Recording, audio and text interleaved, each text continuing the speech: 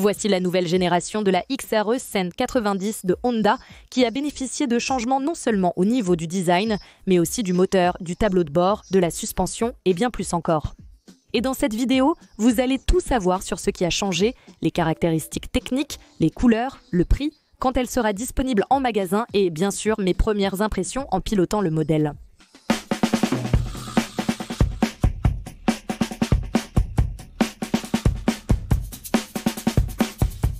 Si vous êtes nouvelle ici, je suis Amanda Pagliari et c'est la chaîne moto la plus charmante du Brésil qui vous présente aussi les meilleures nouveautés en avant-première.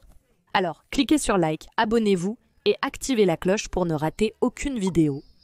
Parlons maintenant des changements de la nouvelle génération de la XRE 190, à commencer par le design. Regardez comme elle a encore plus l'allure d'une grosse moto. Elle a l'avant fixe, n'est-ce pas? Donc vous tournez ici le guidon, mais j'ai adoré les carénages latéraux, ça donne une allure de moto plus grande. Le garde-boue court ici, n'est-ce pas? Le garde-boue supérieur, j'ai trouvé ça très intéressant. Et avec ce graphisme ici, je trouve que c'est vraiment très beau. Et nous avons, regardez, ici à l'arrière, une nouvelle poignée passager en résine. Le repose-pied du passager a changé aussi, n'est-ce pas? Il est en aluminium, avec des petits crampons ici pour donner plus d'adhérence, de stabilité, n'est-ce pas, pour ceux qui s'assoient à l'arrière. Le repose-pied du pilote a une finition en caoutchouc. Le réservoir a changé, non seulement esthétiquement, mais aussi en capacité. Il est passé à 13,5 litres de capacité pour l'essence ou l'éthanol dans n'importe quelle proportion, car cette moto est flex. De plus, nous avons maintenant ce changement sur plusieurs modèles de Honda avec l'adoption de carénages en plastique qui recouvrent ici le réservoir, proprement dit en métal en dessous. Donc il est modulaire en 3 parties, 2 latérales et la centrale. Et avec cela, en plus de donner plus de créativité et d'options à Honda pour faire le design qu'elle veut, c'est beaucoup plus facile que de travailler avec du métal. On arrive aussi à faire plus d'économies. Pourquoi ? Si vous tombez et abîmez un côté de votre réservoir, vous n'avez besoin de changer que le côté endommagé, pas tout le réservoir, ce qui est vraiment bien. La selle a été modifiée. Elle est plus large, plus confortable selon Honda. Elle reste de type unique. Maintenant, la courbure est plus marquée. Il y a une finition extérieure avec une texture pour offrir plus de maintien, plus de grip. J'ai trouvé ça intéressant. Le guidon est le même que celui de la brosse qui a reçu une petite inclinaison ici où vous posez la main pour apporter plus de fermeté, une posture plus droite. Donc, c'est le même guidon que celui de la brosse. Mais contrairement à la brosse qui a des clignotants à ampoule, ici la XRE 190 est entièrement à LED. Regardez comme c'est bien. Donc nous avons le même phare pour les deux versions, cependant les clignotants et le feu arrière sont à LED.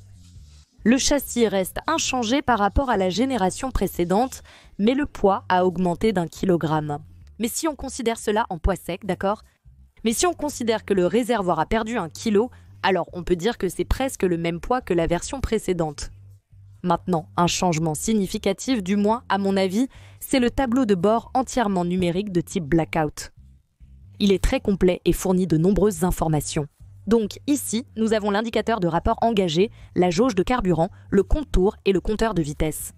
Ici, en bas à droite, se trouvent les informations de l'ordinateur de bord. En haut, il y a la consommation instantanée en kilomètres par litre. Vous pouvez changer ici pour la consommation moyenne en kilomètres par litre et nous avons ici l'information de l'horloge. En bas, nous avons le trajet A, le trajet B et l'odomètre total. Ce qui est sympa, c'est qu'il a un fond blackout et oui, c'est le même tableau de bord partagé avec la brosse et aussi la Tornado.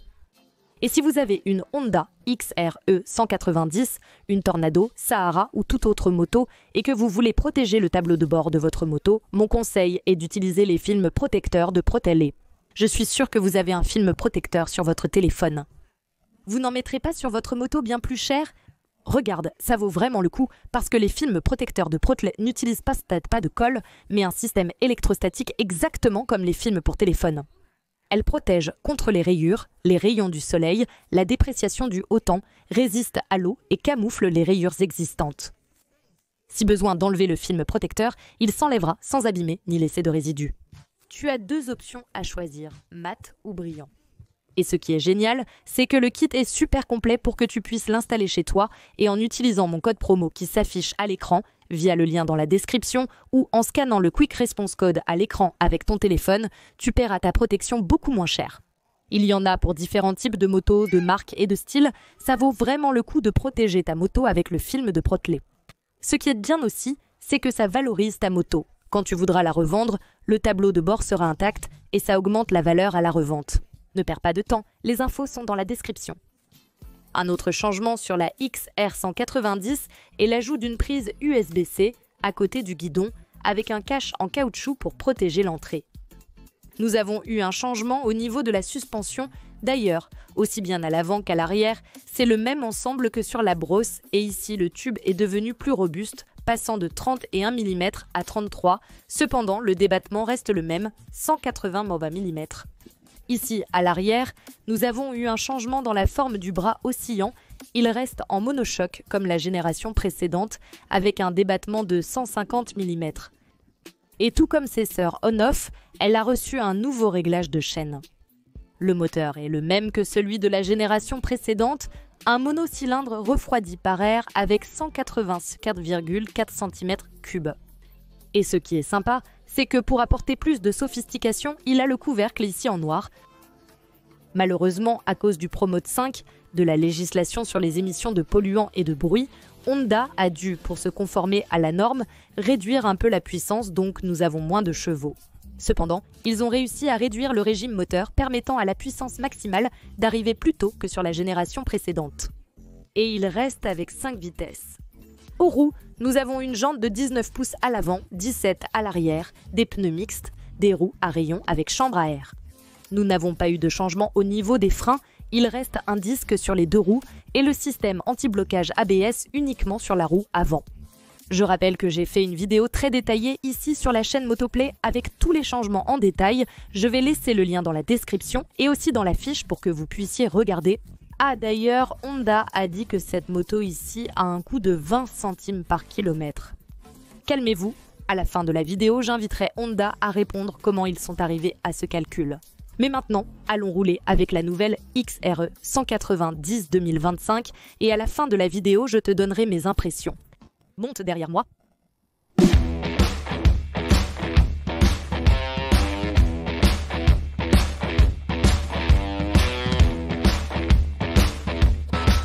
Premières impressions en pilotant ici la XRE 190 et franchement, c'est une moto vive. D'après ce dont je me souviens, elle n'a rien perdu au niveau du moteur. Peut-être parce que le régime maximal est atteint un peu plus tôt, mais j'ai l'impression que c'est la même chose. À la fin, je vais vous montrer ce que j'ai fait avec elle. Mais bien sûr, plus j'accélère, plus je tire dessus, plus elle va consommer. Il n'y a pas de secret. Si tu hésites entre la brosse et la XRE 190, et que tu as de l'argent pour les deux, j'irai sur la XRE 190, d'accord? Surtout si je devais souvent emmener un passager. Maintenant, si c'est pour rouler seul, mais surtout en dehors de la route et que tu ne recherches pas trop de performance, tu peux choisir la brosse car l'entretien est un peu moins cher que celui de la XR 190 et d'après ce que j'ai vu, la consommation de la brosse est un peu meilleure que celle de la XR 190. Mais c'est ça, j'aime beaucoup ce moteur et il est vraiment meilleur que celui de la brosse, meilleur que celui de la Crosser. Oh, 124. Là, 125. Je ne sais pas ce qui va se passer. Oui, c'est à 125. Je crois que ça a coupé à 125.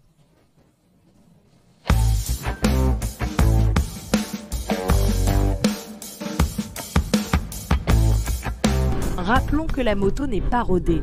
Elle peut afficher plus sur le tableau de bord. Cependant, la vitesse réelle mesurée par l'Institut Mahwah à la demande de Honda est de 112 km/h, pas celle du tableau de bord. D'accord ? De réel. Dans ce raid, nous n'allons pas rouler sur la terre puisque la XRE 190 a pour objectif d'être une moto plus urbaine. Et je vais même demander à Honda à la fin quel est le public visé, n'est-ce pas? Pourquoi quelqu'un achèterait une XRE 190 et pas une brosse? Regarde jusqu'à la fin pour vérifier. Non seulement cette réponse, mais aussi celle du coût de 20 centimes par kilomètre que selon le deuxième tour, la XRE 190 peut faire.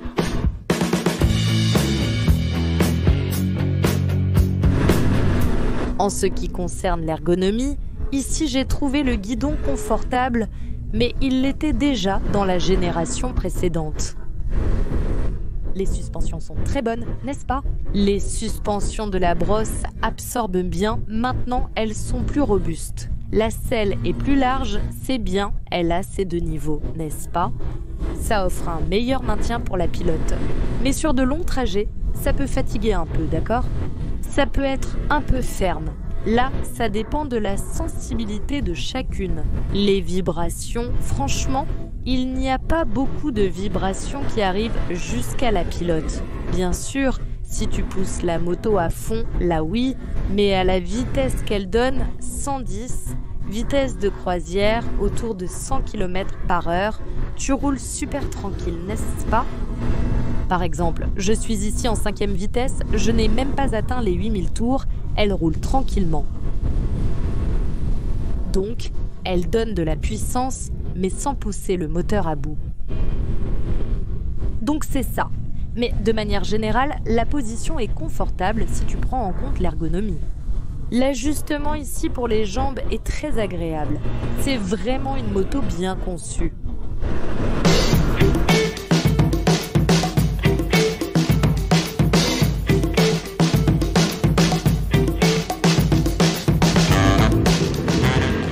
La XRE 190 est très amusante. Pour les virages serrés, comme ici sur la route des Romeros, elle s'en sort très bien, elle est agile. Même avec ce pneu mixte ici, je peux prendre les virages en toute sécurité.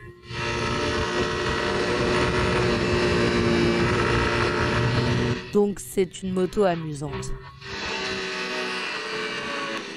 Et qu'est-ce que j'ai pensé des changements de la nouvelle XRE?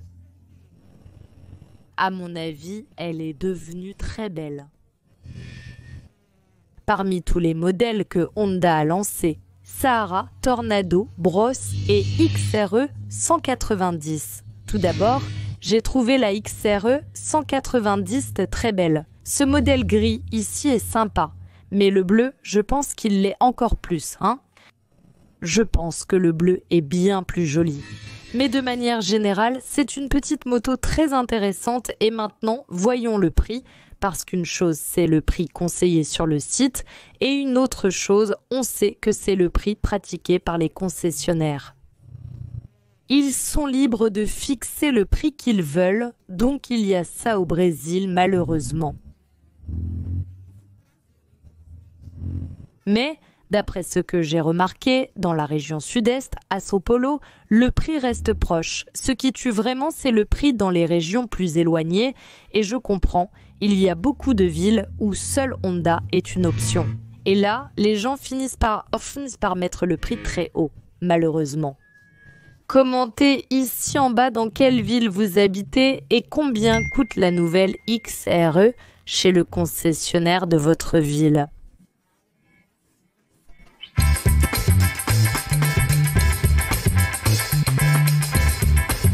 Et nous avons beaucoup roulé ici avec la nouvelle XR 190. Nous sommes arrivés à Cabriúva, un beau terrain de golf ici sous le soleil. Je suis avec Luis Gustavo, relations publiques de Honda. Luis, félicitations pour ce lancement, c'était l'un des plus sympas que j'ai aimé. Le design est incroyable et je voulais que tu nous dises quelle est la différence, en dehors bien sûr de la motorisation par rapport à la brosse. Alors, pourquoi quelqu'un achèterait la XRE 190 ou une BROS ABS par exemple? Oui, allons-y. Eh bien, Amanda, merci à toi d'être présente ici pour notre first impression de la XRE 190. Comme tu l'as dit, le changement est majeur, cette moto est super sympa. Et donc, si on regarde la gamme trail d'entrée de Honda, nous avons la BROS 160, dont une grande partie, pratiquement 40% du public de la BROS, sont des clients qui achètent leur première moto. C'est pourquoi nous avons des différences pour les clients qui commencent à rouler à moto, une évolution dans la propre gamme Bros, qui est la version avec ABS sur la roue avant. Et ici sur la XRE, qu'avons-nous? Une moto plus orientée vers ce client qui est intéressé par une moto avec la posture et le confort d'une moto trail, mais qui l'utilise pratiquement en milieu urbain. C'est comme ceux qui achètent parfois des gros véhicules utilitaires sport et 4x4 juste pour rouler sur l'asphalte, non? C'est ça, mais elle a toute la capacité de partir à l'aventure le week-end, d'aller à une cascade, à un endroit, à une ferme, à une maison de campagne. Donc, il peut aussi profiter du week-end avec la même moto, ce qui apporte une certaine polyvalence. Et en commençant par le design, la différence entre les deux motos, si tu regardes bien, la Bros a surtout une vocation pour le client qui habite plus loin des grands centres, plutôt dans l'intérieur des villes de notre pays, où elle a une capacité off-road plus élevée pour la boue, la hauteur, le phare qui suit le mouvement du guidon. Et ici sur la XRE, nous avons une version plus aventurière, plus orientée vers un segment où l'on observe aujourd'hui une tendance, même par le design lui-même, qui s'inspire des crossovers. Donc tu as le phare fixe, la tour fixe, comme on a sur la Sahara, mais on-road. Donc tu as cette caractéristique en pensant au type de public. Donc la majorité du public de la XR 590 est plus orienté vers la région sud-est, ce client qui cherche déjà à avoir une différenciation dans le segment et ainsi de suite. Et aussi qui en a les moyens parce qu'on sait qu'il y a une LED là qui est un peu plus chère qu'une ampoule conventionnelle, mais ce client-là serait donc celui qui tient à avoir un produit plus haut de gamme, c'est bien ça? C'est exactement ça. Ce client qui est déjà à un niveau supérieur, qui est déjà en train de viser d'autres produits dans le segment. Bien entendu, à un prix abordable, n'est-ce pas?